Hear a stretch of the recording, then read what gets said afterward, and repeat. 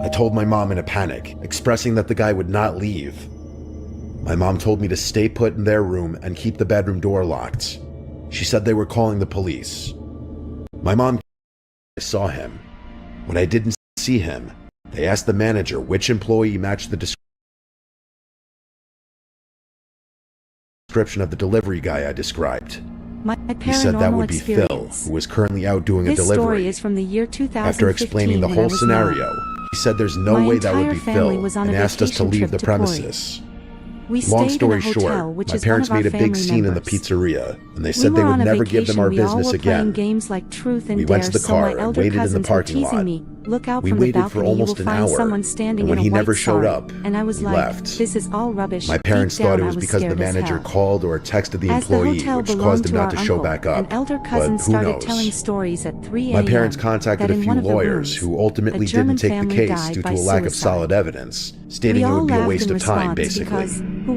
Ultimately, we never did go back to that pizzeria, and it wasn't for a long while after that that my parents felt safe leaving me home alone again, simply because of this incident. Ultimately, I do think it was the pizza guy, or at least someone associated with him, because who else would have known that I was home alone that night? So he must have been there to say, "Sleep, we have to leave early morning tomorrow."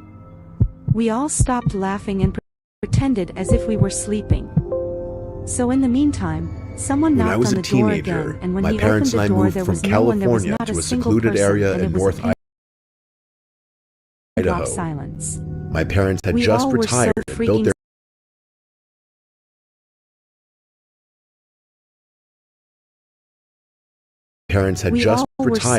their dream home deep in the backcountry. So after that incident, we had no neighbors in sight, just forest. Endless, dense forest that backs right up to national parklands and paper mill logging grounds. This with my sister, and she told the house me that was she massive, heard the same kind 2 of thing stories, a gym, a full bar and pool room, and a legit movie theater set up in the basement. It felt like the kind of house people dream of. Remote, quiet, perfect. Or so it seemed. I was dating my high school girlfriend at the time. One night, while my parents were out on a date downtown, I invited her over to hang out and watch a movie. We were completely alone. I cracked open a beer. I was underage, but figured no one would care, and we headed down to the movie room to dim flashlight. Dim flashlight. Its light flickered and died. Total blackness wrapped around him. A cold breath touched his neck. A whisper hissed in his ear, "You are late." Mark froze in terror that he tried to run toward the front door. His feet felt stuck in deep mud. The floorboards groaned beneath unseen weight. A wet, shuffling sound came from behind him. Long, pale fingers brushed his shoulder. They smelled of wet earth and decay. Mark turned his head very slowly. Glowing white eyes stared from the dark. They had no pupils, only empty voids. A wide, jagged smile stretched across a rotting face. The thing whispered his mother's voice. It called his name with a soft, loving cry. Mark wanted to answer, but his throat locked up. More shadows detached themselves from the walls. They formed shapes of tall, twisted people. They reached out with sharp, black nails. Cold hands grabbed his arms and legs. They pulled him down toward the rotting floor. The wood opened up like a hungry mouth. Dust filled his eyes and nose. He sank into the cold, damp earth below. Above him, the heavy door slammed shut with a bang. The house gave a long, metallic sigh of relief. Silence returned to the dusty rooms. Another set of footsteps echoed on the porch. The front handle turned with a loud click. A new visitor stepped into the dark hall. The flashlight rolled across the floor, still warm. The shadows shifted back into their hiding spots. They waited patient and still in the dark.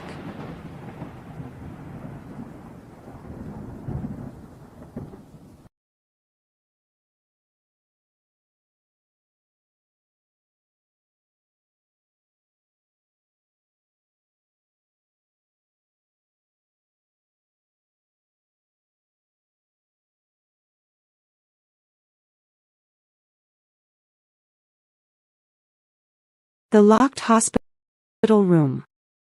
At 3:09 a.m., Ethan was working the night shift as a hospital security guard. Every corridor was empty. Every patient was asleep.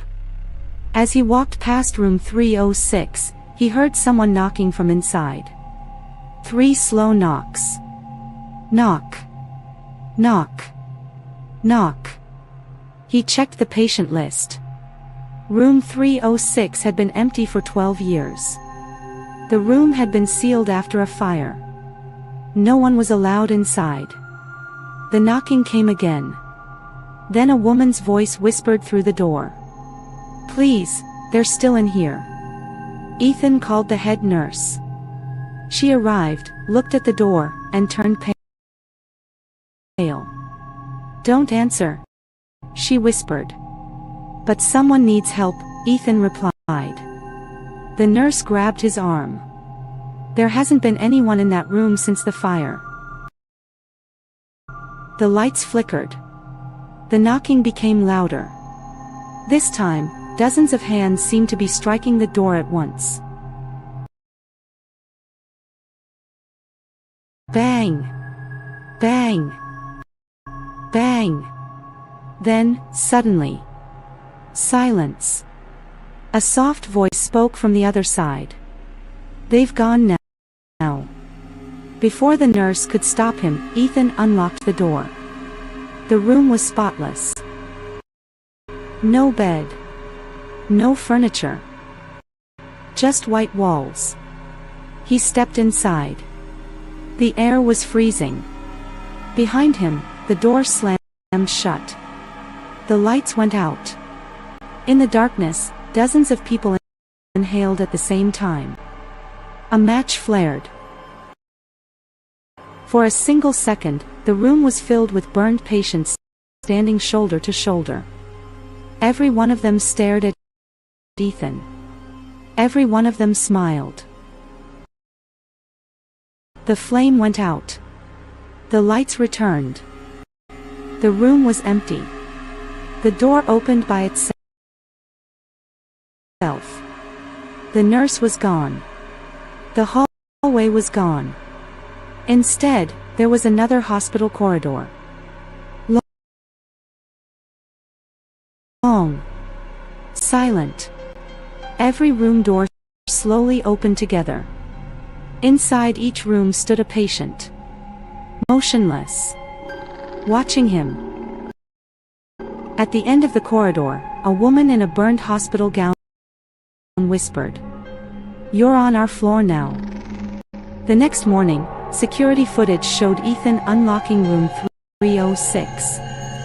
He walked inside. The door closed. It never opened again. When maintenance finally forced it open, the room was empty. Except for a brand new patient chart lying on the floor. Name: Ethan Brooks. Status: admitted at 3:09 a.m. Discharge: never.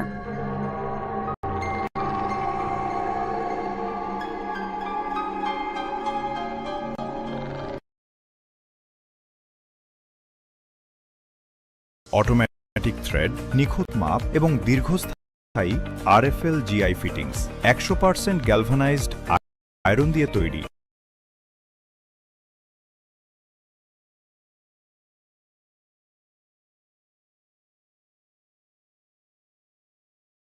The train that never arrived. At 3:15 a.m., Michael missed the last train home. The station was empty. No staff. No passengers. Only a flickering display that suddenly changed to Platform 7. Arrival, 3:16 a.m. Michael frowned. There was no Platform 7. His station only had 6. Then a new staircase appeared at the end of the platform. It led downward into darkness. A cold announcement echoed through the station. "Passengers for the final journey, please stand behind the yellow line." Curious, Michael descended the stairs. At the bottom was Platform 7. An old black train waited with its doors open.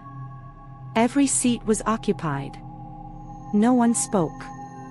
Every passenger stared straight ahead. Michael stepped inside. The doors slammed shut. The train began to move. Outside the windows, there was no tunnel. Only endless darkness. After several minutes, the train stopped. The doors opened. No station. Only blackness. A woman entered.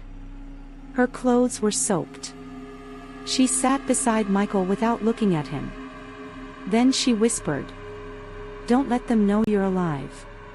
Michael's heart raced. Slowly, every passenger turned their heads toward him. At the exact same time, none of them blinked. The woman beside him smiled. "You breathed." The lights inside the train went out. For 1 second. When they came back on, every seat was empty. Except Michael's. And the seat directly in front of him. Someone was sitting there now. Facing away. Long black hair covered her face. A station announcement echoed through the carriage. "Next stop, yours." The train stopped. The doors opened. Michael saw his own apartment building outside. Relieved, he stepped off the train. The doors closed behind him. As the train pulled away, he looked through the window. Every passenger was back. Watching him. Smiling. The soaked woman slowly raised one hand and waved goodbye. The next morning, police found Michael standing outside his apartment. He was alive. But he never spoke again. Every night at 3:16 a.m., he walks to the nearest train station, waiting for Platform 7 to return.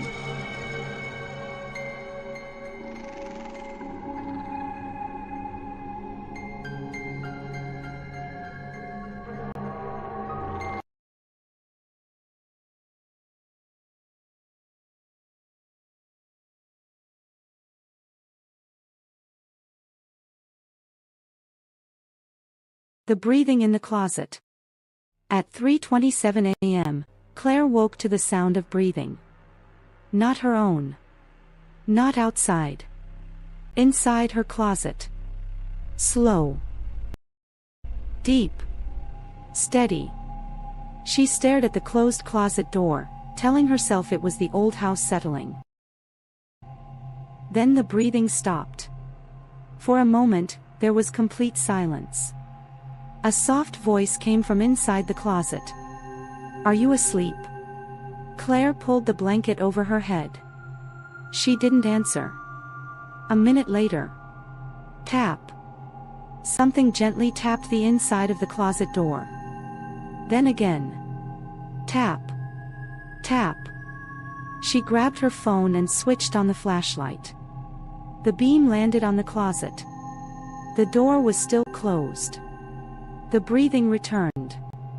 Closer now. As if whatever was inside had moved right up against the door. Then she heard a whisper. "Don't open it." The voice hadn't come from the closet. It had come from beneath her bed. Before she could react, the closet handle began to turn. Very slowly. The door opened by itself. Just an inch. Darkness filled the gap. No clothes. No shelves. Only endless black. A pale hand reached out and gripped the edge of the door. Then another. A woman's face slowly appeared. Her eyes were completely black. Her smile was impossibly wide. She whispered, "I finally found the right room." The lights went out. Claire screamed. When electricity returned a few seconds later, the closet door was closed again. Everything looked normal. The next morning, police found Claire's bedroom empty. The only unusual thing was the closet. It was completely empty. There were no clothes. No shelves. No back wall. Just a deep darkness that seemed to go on forever. The officers sealed the room. But neighbors still report hearing breathing from inside that closet. Every night at 3:27 a.m.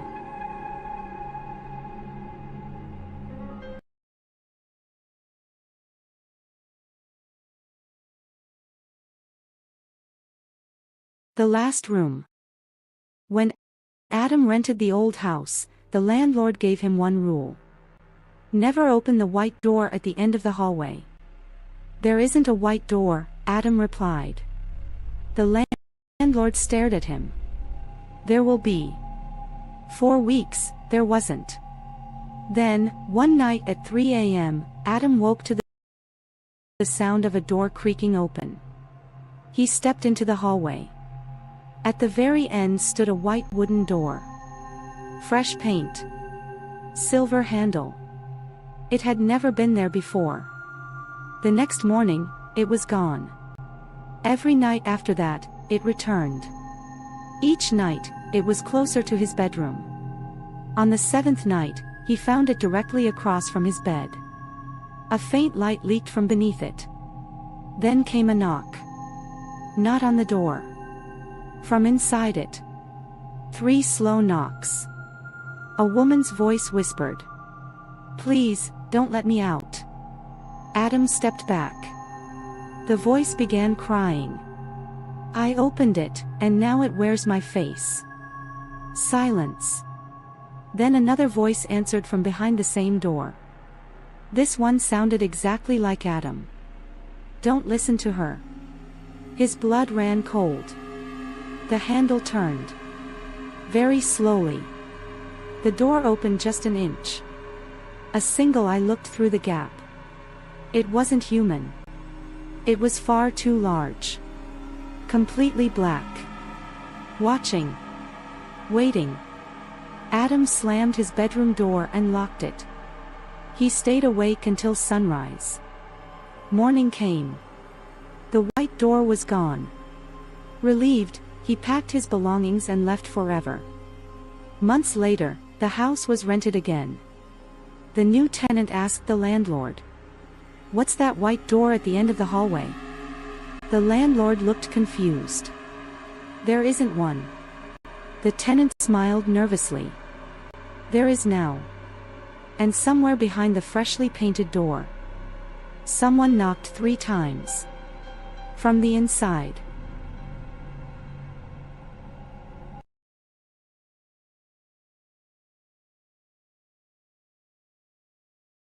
The "for sale" sign had been bleached white by the harsh Maine sun, rotting in the overgrown grass of Blackwood Hollow.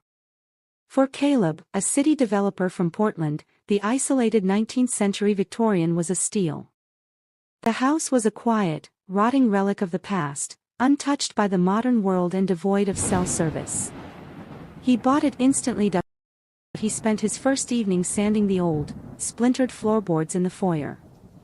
The rhythmic scrape of the tool echoed through the empty house. Outside, the pine trees stood like jagged teeth against the twilight. As the sun dipped entirely below the horizon, the silence in the house became suffocating. Caleb stopped the sander, wiping sweat from his forehead. That was when he heard it scratch. Scratch.it was faint, coming from the floorboards directly beneath his feet. He frowned, assuming it was a field mouse. Then, the rhythmic scraping grew louder, shifting and morphing into the distinct, heavy sound of someone dragging their fingernails against the underside of the wood. Caleb knelt down, pressing his ear to the cold oak. The scratching abruptly stopped. A breathless, raspy whisper seeped through the cracks. "Caleb." He stumbled backward, his heart hammering against his ribs. It was just an old house settling, he told himself, breathing heavily. He grabbed his flashlight and shone the beam around the dusty, shadowed corners of the room. As the beam swept across the hallway mirror, his blood ran cold. The reflection in the mirror showed the foyer exactly as it was. However, in the dark glass, he was not kneeling alone. A pale, elongated figure with hollow, ink-black eyes was crouched right behind him, its bony, gray hands pressed flat against his shoulders, paralyzed with terror. Caleb stared into the mirror, unable to blink or scream. The creature's jaw unhinged, letting out a heavy, corrupted exhale against the back of his neck. "We gave you plenty of time to leave," the thing whispered in a chorus of raspy voices. As Caleb watched in absolute horror, the gray hands in the reflection dug their long, jagged nails into his shoulders, pulling him backward into the darkness of the mirror. He felt his physical body shatter as the glass absorbed him, leaving the grand foyer empty once more. The house settled back into a heavy, quiet stillness. In the morning, another bleached, "For sale" sign would be planted in the yard.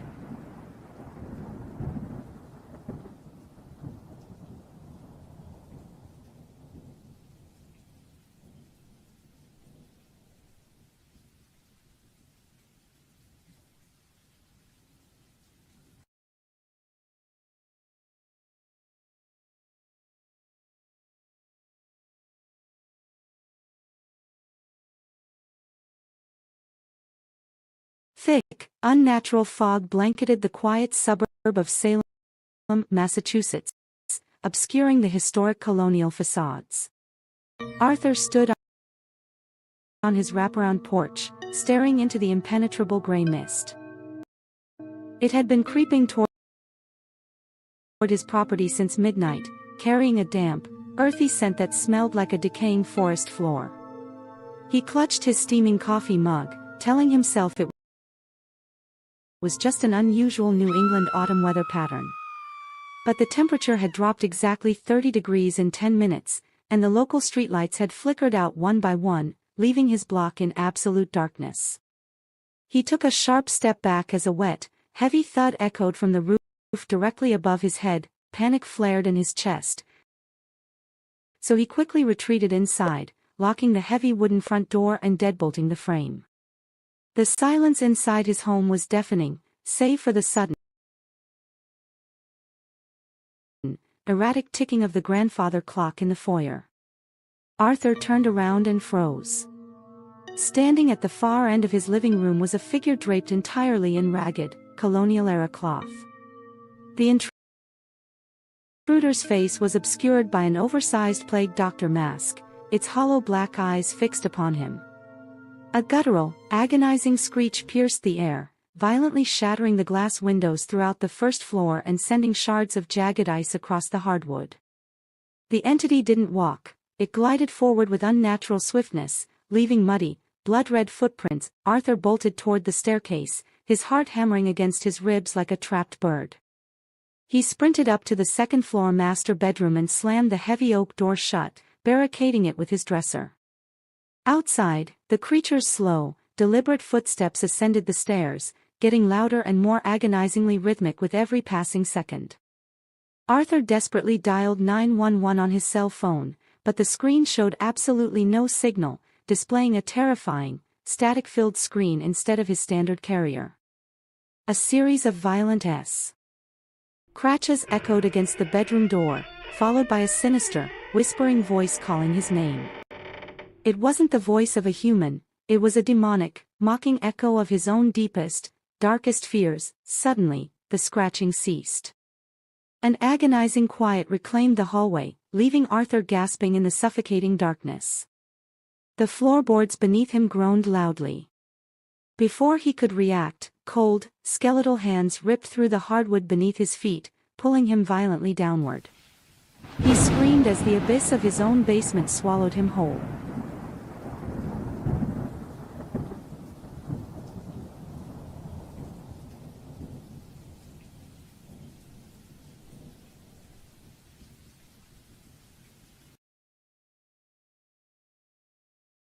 Electronic trill. Ring. Ring. Annoyed by the intrusion into the heavy silence, Caleb stepped out through the automatic glass doors. The desert night was a physical weight, cold and biting. The wind had died, leaving a dead stillness. The payphone rang again as he walked over, his boots crunching on the loose gravel. He picked up the heavy, scarred receiver. "Route 6 Oasis," he muttered. "If this is a prank, the nearest town is 40 miles back." Silence hummed on the line. Then, a ragged breath scraped against the earpiece. "Caleb," a voice whispered. It sounded thin, like dry paper sliding across concrete. "Who is this?" Caleb snapped, gripping the plastic tighter. "You don't have much time," the voice said. It was trembling, choked with a terrible, wet sob. "Listen to me. Don't go back inside. Don't look at the security monitor for aisle 3. Caleb scoffed, his skin prickling with sudden, uninvited goosebumps. "Is this a joke? Who's on the radio? I can see the whole parking lot, man. No one is out here." "I am you," the voice wept, sharper now, rising in panic. "I hid in the supply closet. It came in through the vent over the soda machine. It doesn't have a face, Caleb. It wears your jacket. It knows your name." A cold sweat broke out on Caleb's forehead. He stared at the glowing sign of the gas station behind him. Through the large glass windows, the fluorescent lights of aisle 3, stocked with motor oil and cheap snacks, flickered once. Twice. "You're crazy," Caleb whispered into the dead black mouthpiece, though his hand shook so violently the receiver clattered against the metal coin slot. "Look at the window, Caleb," the voice hissed directly behind his ear, not coming from the phone anymore, but vibrating from the hot desert air right at his neck. Caleb turned. Standing inside the glass doors of the station, under the buzzing white lights, was a man wearing Caleb's faded blue denim jacket. The figure raised a pale, skin